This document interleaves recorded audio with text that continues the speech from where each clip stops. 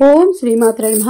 మూకపద్ధతిలో మందస్మిని శతకంలో 30వ శ్లోకాన్ని భావాన్ని చెప్పుకుందాం. విశ్వేషాం నయనోత్సవం వితనుతాం విద్యోతతాం చంద్రమా విఖ్యాతో మదనాంతకేన ముకుటి మధ్యే చ సమ్మాన్యతాం ఆహా కిం జాతమానేన హాసా సుషమా మాలోక్య కామాక్షితే కాలంకీమవలంబతే కలు దిశాం కాల్మాషహీనోప్యసౌ.